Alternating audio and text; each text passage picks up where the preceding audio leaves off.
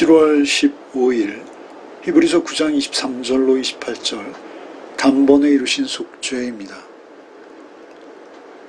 짐승과 비교할 수 없는 더 좋은 제물 그리스도께서 지상에 있는 모형이 아닌 하늘의 참 성전으로 오르신 것과 또한 단번에 우리의 죄를 없이 하신 그리스도의 제사를 설명하시고요.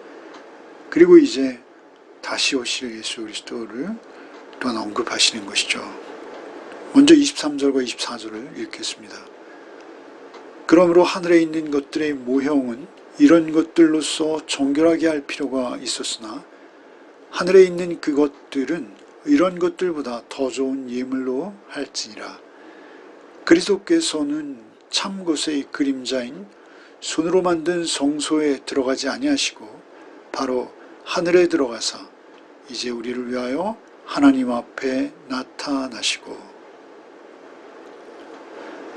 하늘에 있는 것들의 모형은 짐승들의 피로 정결하게 할 필요가 있었다라는 것을 먼저 언급하시죠.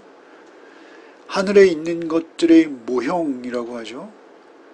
그래서 모형이라는 이 단어를 통해서 우리는 그러면 하늘에도 성소가 있고 지성소가 있고 여러 가지 등대와 떡상과 향단 이런 것들이 있나 이렇게 생각하실 수 있죠. 그렇지 않습니다. 어쨌든 이 물건들이 상징하는 것은 하나님과 인간의 관계에서의 어떤 특성 그리고 특징들을 드러내기 위한 장치들이죠.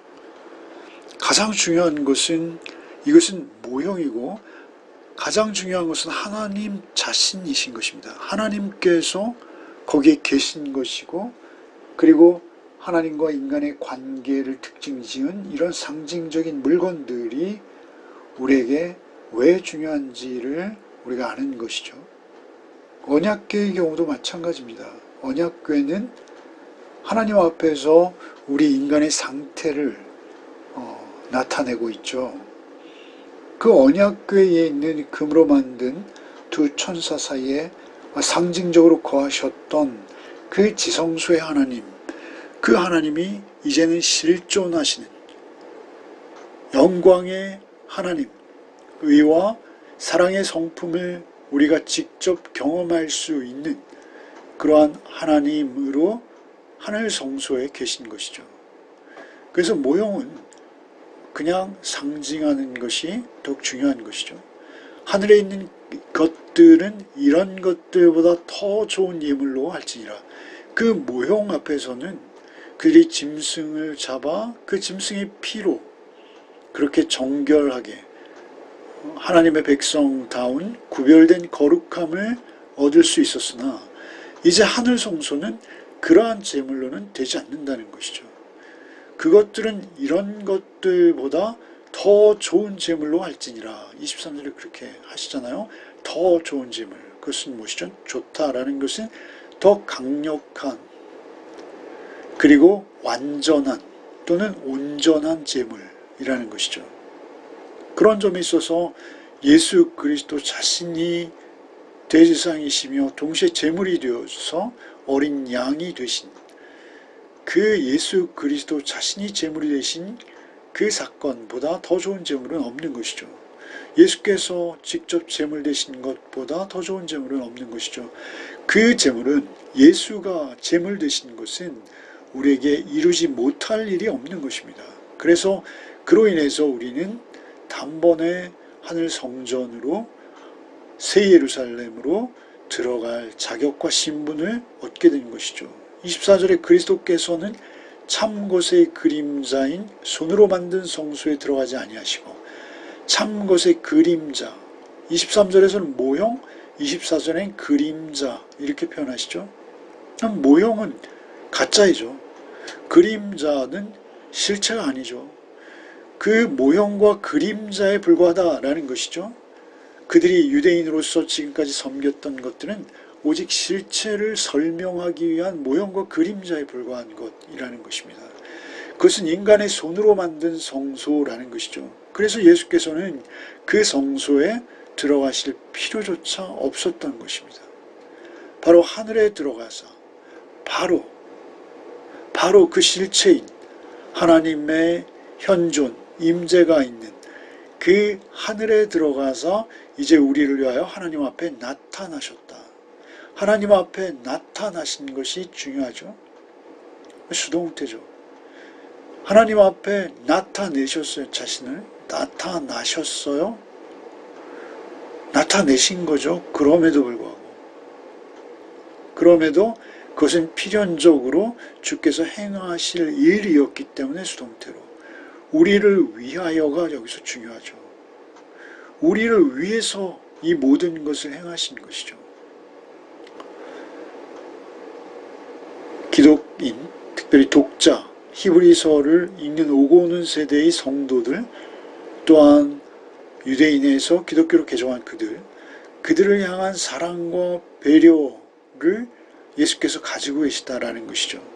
하늘의 하나님의 온전한 의와 사랑의 통치를 맛보게 하기 위해서, 그리고 그곳에 온전히 이르게 하기 위해서, 그곳에 거하게 하기 위해서 우리를 위하여 하나님 앞에 나타나셔서 우리를 중보해 주신다라는 것이죠. 우리를 위해서 간구하십니다. 하나님 보좌 우편에서 쉬지 않고 우리를 위해 간구하시죠. 든든하신 우리의 중보자이십니다. 뿐만 아니라 우리의 거할 곳을 온전히 예비하시기 위해서 그곳에 나타나신 것이죠. 우리가 있어야 할 그곳이거든요.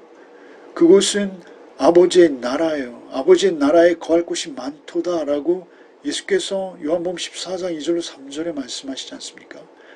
그러니까 그곳에 거할 곳이 많은데 그곳을 예수께서 가셔서 예비하시고 하나님 아버지 앞에서 스스로를 나타내시고 우리를 위해 중보하셔서 우리를 그곳으로 인도하시고자 예수께서는 그 모형이나 그림자가 아닌 실체인 아버지의 나라에 자신을 나타내신 것입니다. 또 더불어 한 가지 중요한 것은 우리가 하나님 앞에 나타날 수 없다라는 것입니다. 그래서 예수께서 우리를 위해 하나님 앞에 나타나신 것입니다.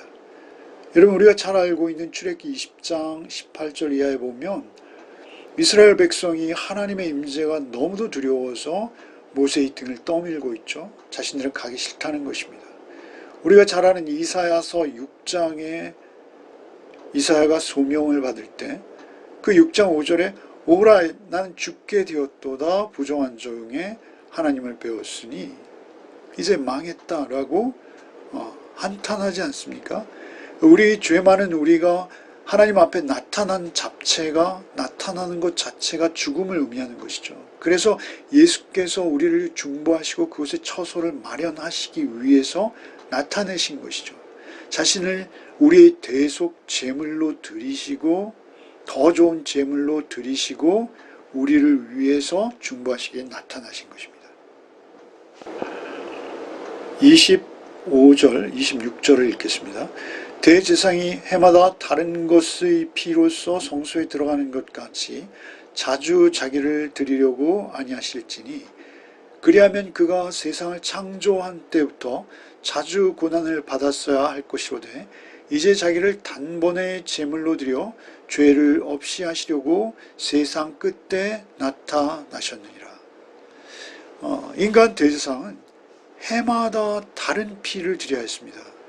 대제사장이 아론이 죽으면 아론의 아들들이 또 그 아들들이 그렇게 대를 이어가면서 그렇게 다른 사람들이 각각 다른 피로 성소에 들어가야 했다라는 것이죠. 자주 자기를 드러내야 했습니다. 1년에 한 차례씩 드러내야 되는 것이죠. 만약 예수께서도 그러한 효력이 거기에밖에 미치지 못하시는 분이시라면 예수께서는 아주 자주 고난을 받아야 될 것이로되 그분은 하나님의 아들이시요 우리와는 전혀 다른 죄 없으신 완전한 제물이시기에 그를 단번에 제물로 드려 죄를 없이 하시려고 세상 끝에 나타나셨느니라. 단번에 제물로 드리실 수 있는 것이죠. 그 영단번에 한 번의 제물로 이제 앞으로 영원한 제사가 폐해진 것입니다. 모든 그리스도인들이 오는 세대가 다 속죄를 받은 것입니다. 단 한 번으로요. 단번에 제물로 드려 죄를 없애하시려고 세상 끝에 나타난, 세상 끝이라는 것은 여기서 의미는 초림이죠. 초림. 세상 끝에 나타난. 그러나 이 시점부터 이제 종말은 시작된 것이죠. 예수께서 다시 오실 때까지, 처음 오시고 다시 오실 때까지 그 모든 시간을 종말이라고 우리가 부르지 않습니까? 그 종말에 예수께서 자신을 드러내셨다라는 것입니다. 27절과 8절을 읽겠습니다. 한 번 죽는 것은 사람에게 정해진 것이요 그 후에는 심판이 있으리니 이와 같이 그리스도도 많은 사람의 죄를 담당하시려고 단번에 들이신 바 되셨고 구원에 이르게 하기 위하여 죄와 상관없이 자기를 바라는 자들에게 두 번째 나타나시리라.